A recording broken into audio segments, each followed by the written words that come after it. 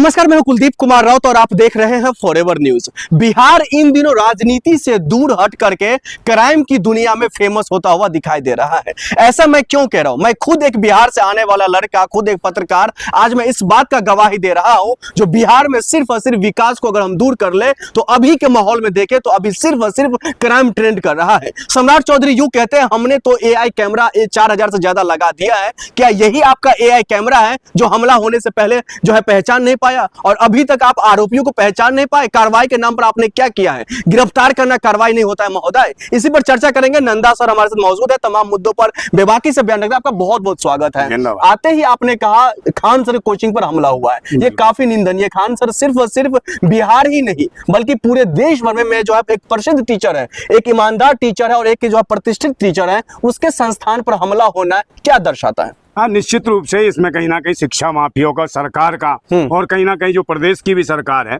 वो भी कहीं ना कहीं चाहती है कि भाई जो जिस प्रकार की ये सस्ते में, कम से कम पैसों में युवाओं को, जो छात्रों को पढ़ाने का काम कर रहे हैं, ये जो बहुत सारे संस्थान हैं जो शिक्षा के, जिसमें कहीं ना कहीं बहुत धन उगाई जो शिक्षा माफिया कर रहे हैं, उनका भी हाथ है और साथ ही सरकार का भी हाथ है। सरकार नहीं चाहती है कि देश के युवा शिक्षित हों, डिग्रियां हासिल करें, क्योंकि डिग्रियां हासिल करेंगे तो भाई उन्हें रोजगार देना पड़ेगा। पहले ही बेरोजगार हैं, करोड़ों हमारे देश के युवा बेरोजगार हैं और बेरोजगारी के आलम में तो स्थितियां ऐसी हैं अगर भाई हमारे देश के CGI तक उन पे पंक्तियां कस देते हैं उल्टी सीधी। तो ये खान सर को तो टारगेट किया गया है। जिस प्रकार गाय का जो मुद्दा था, मैं एक बात बता रहा हूँ, गाय का जो मुद्दा था, मुसलमानों ने ईद के मौके पर गाय को राष्ट्र पशु की मांग कर दी, गाय माता की, राष्ट्र माता की बात कर दी, तो इनका मुद्दा खत्म हो गया। तो इन्होंने कहा भाई ये तो मुद्दा जाता रहा, अब क्या करे, कैसे भड़काए? तो इन्होंने कहा कोई नामचीन ऐसा चेहरा हो जिसको टारगेट किया जाए, तो शिक्षा के ऊपर किया। मैं यहाँ पर टोकरा थोड़ा सा इसलिए चाहता हूँ, आपने कहा सिर्फ और सिर्फ सरकार नाम बटोरने के लिए जो है खान सर पर हमला कर देंगे। इस बात का आपके पास प्रूफ कहां से है? वो तो खुद चाहते हैं देश में संस्थान में जो ऐसे टीचर मजबूत रहे और खंभों की तरह जो है स्टूडेंट को आगे बढ़ाए। वो दिख रहा है भाई, जो इनकी सबसे प्रिय पत्रकार है भाई मेनस्ट्रीम मीडिया की, अंजना ओम कश्यप। अब तो अंजना ओम कश्यप के साथ, मोदी भी जोड़ देते हैं लोग। बहुत सारे लोग कहते हैं अंजना ओम कश्यप नहीं, अंजना ओम मोदी हो गई है। तो ऐसी बातें कहते हैं और उसने ये अटैक किया। वो जो शिक्षा दे रहे हैं उन्हें कहा कि दो कौड़ी के लोग हैं, जो कहीं ना कहीं खान सर जैसे लोग हैं या दिव्य कीर्ति जैसे या झा जैसे लोग हैं, ये कहीं ना कहीं दो कौड़ी के शिक्षक हैं, अध्यापक हैं। तो भाई इन्हें दो कौड़ी का, जो मतलब कि इतने एजुकेटेड लोग हैं उन्हें दो कौड़ी का बता रही है। तो इसी को लेकर कहीं ना कहीं खान सर ने सवाल जवाब कर दिया अंजना ओम कश्यप से। उनसे पूछा कि भाई आप ही हमें पढ़ा दो, आप ही हमें बता दो कि 2000 के चिप कैसे लगी थी, 2000 के नोट में चिप, आप ही हमें बता दो कि चाटुकारिता कैसे होती है। नंदा जी आप ये कहना चाहते हैं जो अंजना ओम कश्यप ने हमला करवाई है खान सर? भाई अंजना ओम कश्यप हो या सम्राट चौधरी हो या भारतीय जनता पार्टी केंद्र में सरकार बैठी हो, ये निश्चित रूप से ये दिख रहा है कि भाई ये जो खान सर है, जो खान शब्द जुड़ा हुआ है, ये मुस्लिम है, मुसलमान के नाते इसको कहीं ना कहीं टारगेट किया जा रहा है। और जो राजनीति धुंधली होती जा रही है, उस राजनीति पर अटैक करने के लिए हिंदू मुसलमान का, इनको कहीं ना कहीं जीवन समझ लो संजीवनी है हिंदू मुसलमान का गेमिंग। किसके पास? भाजपा के लिए। भारतीय जनता पार्टी तो सबको साथ लेकर चाहते हैं, लेकिन हम हिंदू मुसलमान पर चर्चा करेंगे। लेकिन खान सर पर हमला होना, उनके गार्ड को PMCH में भर्ती कराना पर इतनी बुरी तरीके से हमला होना, कई राउंड की फायरिंग की बात हो रही है, ये क्या दर्शाता है? सर सम्राट चौधरी तो कहते हैं हमारे राजधानी में 4000 AI कैमरा लगा हुआ है। भाई AI क्या करेंगे जब सरकार की, जो सरकार खुद स्वयं कितने 1000 AI लगा ले, जब उसकी कहीं ना कहीं उसकी सोच सही नहीं है, नियत साफ नहीं है, तो कुछ भी कराओ। हम नियत साफ नहीं है तो चाहे हवाई जहाज उड़ाओ, उससे परीक्षाएं कराओ, उससे कुछ नहीं होने वाला। कुल मिला के खान सर के ऊपर हमले का मतलब है लोकतंत्र की हत्या करना, संविधान की हत्या करना, शिक्षा को खत्म करना, देश के लोगों को अनपढ़ बनाने की ओर ले जाना। और जैसे खुद है ये सम्राट चौधरी, खुद अनपढ़ है, शिक्षित है, इसको तो मोहनदास करमचंद गांधी बोलना नहीं आता है, तो ये अनपढ़ खुद एक बहुत सा। देखिए आप, इसने जब कहीं ना कहीं वो शपथ ग्रहण समारोह हो गया, इसे शपथ लेनी नहीं आई ढंग से, तो ये अनपढ़ कहाँ से बैठा है, तो ये क्या जाने की शिक्षा क्या होती है, पढ़ाई लिखाई क्या होती है। मैं एक चीज और इसमें थोड़ा सा तह तक जाना चाहता हूँ। खान सर ने कहा है कुछ लोग जो मेरे खिलाफ षड्यंत्र रचना चाह रहा था, कुछ लोगों के अंदर में ये पच नहीं रहा था, जो आखिरकार इतने कम रुपया में शिक्षा कैसे दे रहा है, बच्चों का भविष्य कैसे बना रहा है, तो उन्हीं लोगों का कहीं ना कहीं हाथ है। तो कह तो रहे भाई, तो फिर सरकार क्यों उनको गिरफ्तार कर रही है ना उसके साथ? भाई सरकार, शिक्षा माफिया कौन है? ये शिक्षा माफिया ही तो जो बार बार पेपर लीक हो रहा है, तो सरकार के बगैर, इशारे के बगैर हो रहा है। सरकार चाहे तो 1 मिनट में किसी को भी घोड़ा बना दे, नचा दे, आप तो देखते ही हो भाई, छोटे छोटे इनके पदाधिकारी किस प्रकार से ऑन रोड हाईवे पे घोड़ी बना देते हैं। वो देखा नहीं मनोहर धाकड़ कैसे बनाता था घोड़ी और चला देता था घोड़ा है, तो उसको देखो। तो भाई ये तो पूरी सरकार है, ये सरकार है और शिक्षा माफिया से जुड़े हुए हैं, ये सरकार जुड़ी हुई है। और निश्चित रूप से शिक्षा जो पढ़ा रहे हैं खान सर जैसे लोग, इन पे अटैक जो किया जा रहा है, ये तो सुकरमान डराने का प्रयास किया जा रहा है। क्या आप पढ़ाना छोड़ दीजिए। एक और सवाल निकल कर आ रहा है, खान सर अगर पढ़ाना छोड़ देंगे, उनका कोचिंग अगर बंद हो जाएगा, तो फिर इतने लोगों का जो भविष्य बनाने की बात हो रही है, इतने लोगों का जो भविष्य उज्जवल करने की जो लगातार खान सर बात करते हैं, तो फिर वो उन स्टूडेंट का क्या होगा? भाई स्टूडेंट क्या होगा, स्टूडेंट का भविष्य खराब होगा। सरकार तो यही चाहती है कि अनपढ़ हो, अशिक्षित हो और डिग्रियां ना इनकी पूरी मिल पाए। तो सरकार कहे कि डिग्री पूरी नहीं तो हम कहाँ से जॉब दे दें, कहाँ से नौकरियां दे दें, यही तो करा रहे हैं लोग।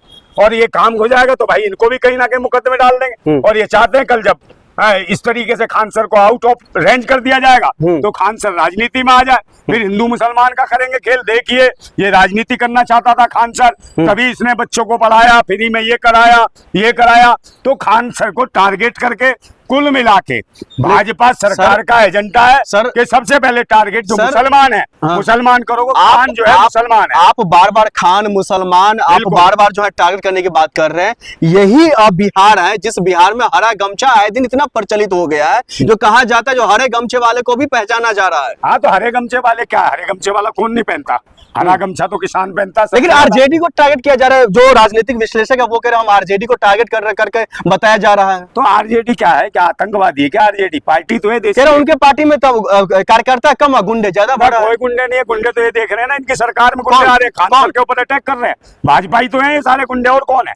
क्यों नहीं साफ करते? जब इतने सारे कैमरे लगे तो बता क्यों नहीं पा रहे कौन है ये जो सरेआम फायरिंग कर रहे हैं, 8-8 राउंड फायरिंग कर रहे हैं। और खान सर घबराए हुए कि मैं तो अब भी डरा हूँ। खान सर तो अब भी कांप रहे हैं, क्योंकि उनका जो सुरक्षा गार्ड था उसको किस तरीके से मारा है, किस तरीके से बाहर ले जाके पीटा है, ठोका है। और सारे जो बोर्ड वोर्ड थे वहां के जो फ्लैक्स वगैरह लगी थी वो फाड़ दिए गए। और ये कह दिया गया कि बम से उड़ा देंगे इनके इंस्टीट्यूट को, इनके जो भी पढ़ा रहे शिक्षा का केंद्र उड़ा देंगे। लेकिन सर ये लोग कौन है ये लोग शिक्षा के दुश्मन। एक और सवाल, आप इतना बेबाक तरीके से बोल रहे हैं नंदा जी, एक और सवाल निकल करके आ रहा है। खान सर की घटना देख लीजिए, या फिर मुख्यमंत्री आवास से पहले इस तरीके की बात कर रहे हैं। और तीसरी बात हमने ये देखा सर, इसी सरजमी पर, बिहार के ही सरजमी पर आए दिन लगातार जो है गुंडा अपना काम कर रहा है, माफिया अपना काम कर रहा है। लेकिन नकेल कसने की जहां तक की बात है, वो नकेल आखिर कसा क्यों नहीं जा रहा है? गुंडे माफिया ही जब सरकार चलाएंगे तो फिर गुंडे माफिया तो काम करेंगे ना। लेकिन इनका गुंडों का शासन है। अब गुंडों से कहो कि भाई गुंडागर्दी के खिलाफ आप इनके खिलाफ मुकदमे दर्ज कर दो, गुंडे कहां से कर देंगे? गुंडों के छोड़े हुए तो अली बाबा बैठा तो 40 चोर घूम रहे। अब 40 चोरों के खिलाफ मुकदमा कैसे दर्ज होगा? तो हो ही नहीं सकता। और जो अच्छे काम करेगा, शिक्षा पे काम करेगा, किसानों पे काम करेगा, मजदूरों पे काम करेगा, महिलाओं की रक्षा की बात करेगा, उसको कहीं ना कहीं सरकार देशद्रोही, आतंकवादी, पाकिस्तान का बता देगी और कहेगी पाकिस्तान से इन्हें फंडिंग होती है। ऐसी बातें करती है सरकार। लेकिन जो मुख्यमंत्री नीतीश कुमार जो पहले थे, जब वो पद छोड़े थे, तो उस वक्त सम्राट चौधरी और इनका कुनबा कहता था जो भाई अगर हमारी सरकार बनते ही तमाम चीजें जो है दूर हो जाएंगी, जिसमें गुंडा माफिया जिसको आरजेडी ने पाल पोस करके जो बड़ा बना है, इन तमाम लोगों का खात्मा होगा। हाँ तो खात्मा तो कर ही रहे हैं ना भाई, इनके लिए तो गुंडे ही हैं जो फ्री में शिक्षा दे रहा है। कौन है ये खान सर? फ्री में शिक्षा दे रहा है, गरीब बच्चों को पढ़ा रहा है, तो इनके लिए तो गुंडा है, बदमाश है। क्योंकि गरीबों को देखा जाता है ना, गरीबों का जो कहते हैं मसीहा, गरीबों का देवता, तो गरीबों का मसीहा और देवता कौन बना? खान सर। तो इन्हें लगता है ये खान सर जो है कहीं ना कहीं आतंकवादी है, देशद्रोही है, नक्सली है, माओवादी है, पता नहीं क्या क्या है। उनका गुनाह क्या है? गुनाह यह है कि वो शिक्षा की बात कर दी, बच्चों के भविष्य को लेकर चिंतित हो गए। और कहीं ना कहीं जिस प्रकार की एंकर बकवास कर रही थी, वो 2 कौड़ी का बता रही थी, उसे ये बता दिया तो तू किसी कौड़ी की नहीं है, तू तो 2 कौड़ी की भी नहीं है, तू तो झाल मूड़ी और कहीं ना कहीं झूठी पकौड़ी जो कहीं ना सरकार की चाट रही है। और तुझे साल भर का जो पैकेज मिलता है उसी में कूदती फिरती है, तो तू कहीं ना कहीं मोदी मीडिया, गोदी मीडिया नहीं है, ये तो सरकार की लटक मीडिया है, ये लटकन है। ये तो ये लटकती रहेंगी और सरकार की बजाती रहेंगी। तो फिर आखिर में ये बता दीजिए सर, इसका समाधान क्या है? आए दिन टीचर पर हमला होना, कार्यकर्ता पर हमला होना, आए दिन आम लोगों पर हमला होना, बिजनेसमैन पर हमला होना, इसका समाधान क्या है? इसका समाधान है आंदोलन, क्रांति। और कहीं ना कहीं जब क्रांति, क्या है क्रांति तो खून मांगती है, बलिदान मांगती है। तो कुछ लोगों को कहीं ना कहीं बलिदान, क्रांति में के लिए कुर्बानी देनी पड़ेगी। अब ये देश कुर्बानी मांग रहा है, कुछ युवाओं की, कुछ देशवासियों की, देशभक्तों की, राष्ट्रभक्तों की, क्योंकि देश के ऊपर वही लोग आ गए हैं जो कहीं ना कहीं मुगलों और अंग्रेजों की नाजायज संतानें हैं, उसी मानसिकता की नाजायज संतान है, जो हिंदू मुसलमान और देसी विदेशी ऐसी मानसिकता लिए बैठा है। वो देश को बर्बाद कर रहा है, कारपोरेट जगत के लिए काम कर रहा है। और कहीं ना कहीं वही आरएसएस के लोग हैं जो देश के क्रांतिकारियों के मुखबर हुआ करते थे, वही शासन सत्ता में है।